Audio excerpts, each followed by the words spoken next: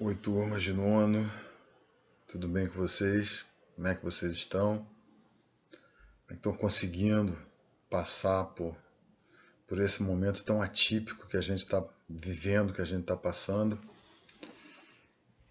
Saudade de vocês, saudade de retomar a vida como a gente sempre teve, né?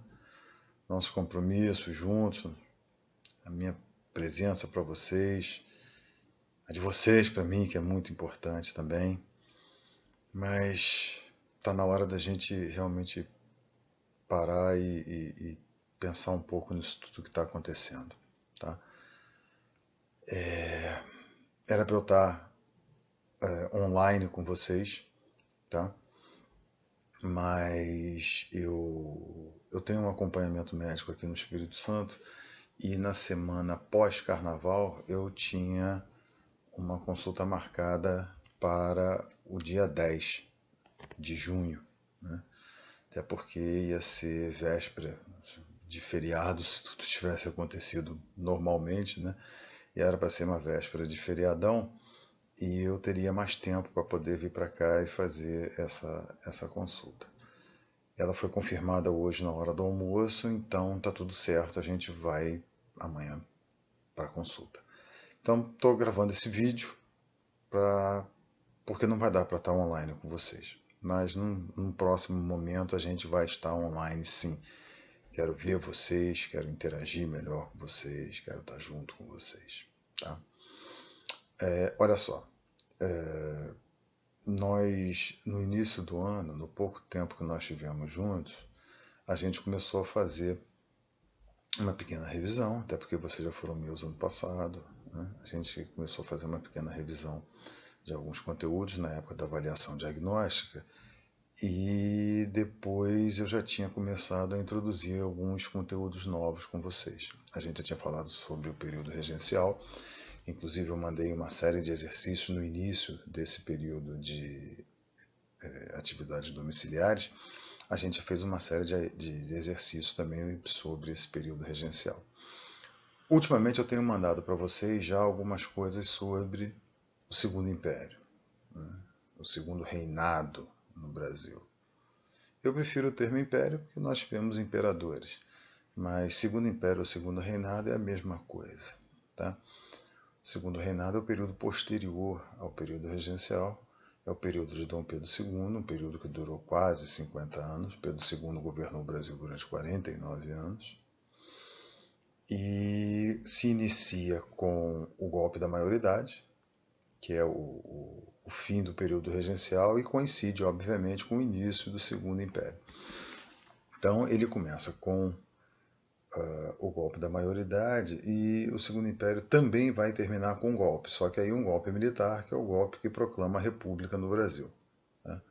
O imperador Dom Pedro II vai ser colocado para fora do país com o movimento militar do dia 15 de novembro de 1889. Por isso que 15 de novembro é feriado, dia da proclamação da República. Né?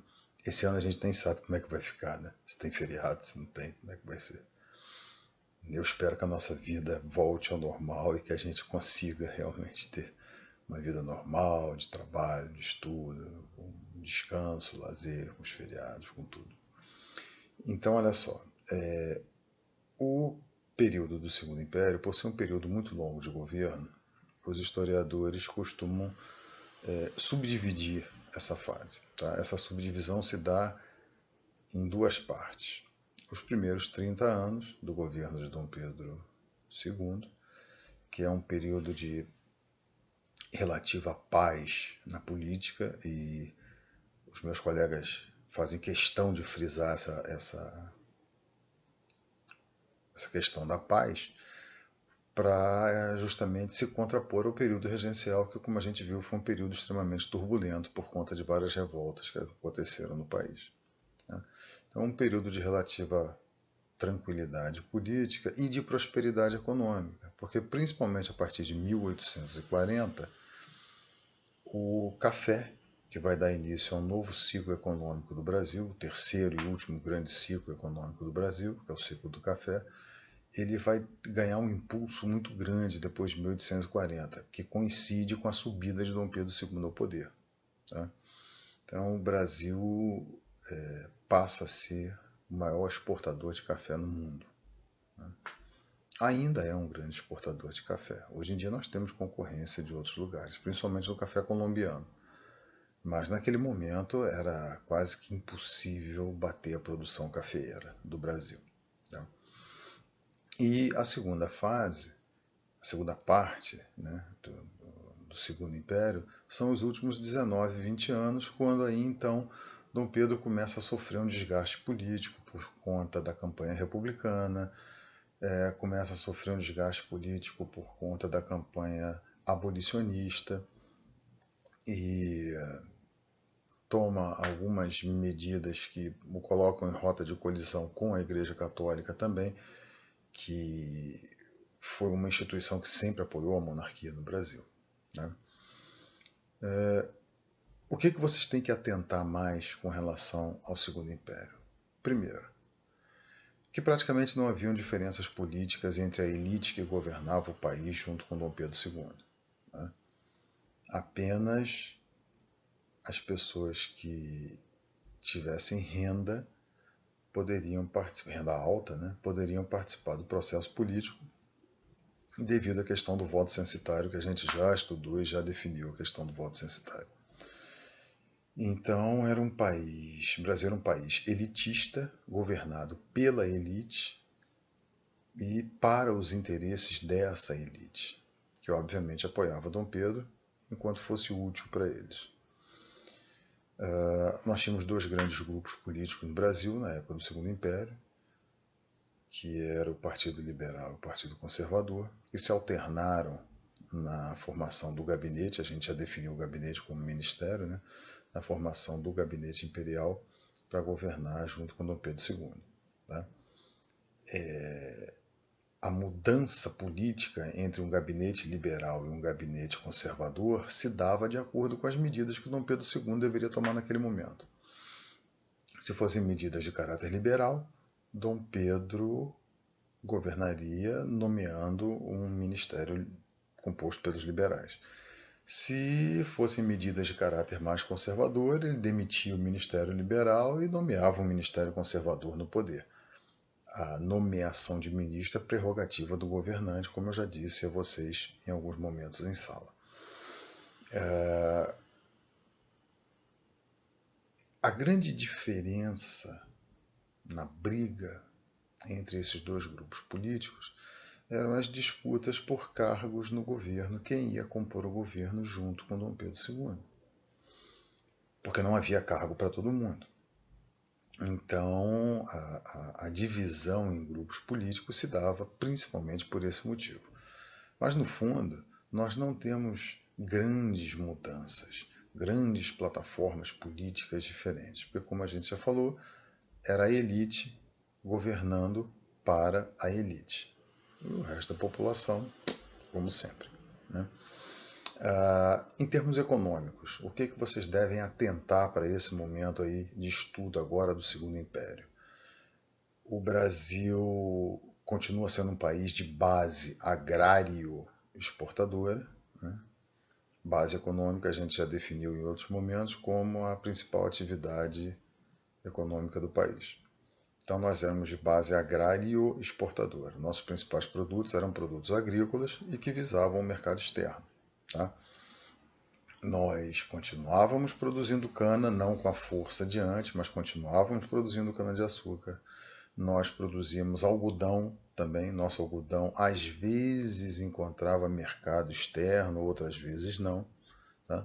Tudo dependia do que estava acontecendo com a produção algodoeira dos Estados Unidos, que era a maior produção de algodão do mundo. Quando havia algum problema na safra norte-americana, o nosso algodão entrava numa curva ascendente de mercado externo. Regularizou o problema nos Estados Unidos, o nosso algodão entrava numa curva descendente, porque os compradores externos preferiam comprar o algodão produzido nos Estados Unidos. Então o algodão ele nunca foi um produto confiável do ponto de vista econômico, ele era mais um produto sazonal. Sazonal significa que ele tem altos e baixos, como eu acabei de falar para vocês. Tá? Mas surgiu, como eu disse no início da minha fala, um novo produto capaz de fazer a fortuna de muita gente nesse país. E esse produto foi o café, chamado de ouro verde por aqui. Né? Além disso, nós continuávamos exercendo atividade mineradora, vocês têm que atentar para esse detalhe também, só fazendo diferença com o ciclo da mineração que nós vimos no ano passado, que não era mais uma mineração de metal precioso, mas uma mineração de metais não tão nobres assim, principalmente minério de ferro. Tá? O minério de ferro é a matéria-prima básica para a produção de aço. Como a Inglaterra já passava pela Revolução Industrial já há algum tempo, ela precisava de aço como insumo básico ao seu desenvolvimento industrial.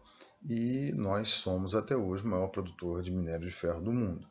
Só hoje o mercado é diferente, não é mais a Inglaterra, é a China que compra o nosso minério de ferro. Mas naquela época a Inglaterra era o grande mercado para o nosso minério. Inclusive a atividade mineradora estava nas mãos dos ingleses. O terceiro ramo econômico que vocês devem dar uma atenção também é com relação à produção industrial no Brasil. Durante o Império, essa produção industrial ficou restrita a produtos bem simples, sabão, chapéu, tecidos não tão finos. Né? Qualquer outra coisa mais bem elaborada tinha que vir da Europa. Né? A Inglaterra sempre foi o nosso maior parceiro comercial e ela comprava os nossos produtos agrícolas e revendia para a gente os produtos industrializados dela. E é um preço bem razoável até, em se tratando de produto importado. Quem tinha dinheiro realmente preferia comprar esses produtos que vinham de fora.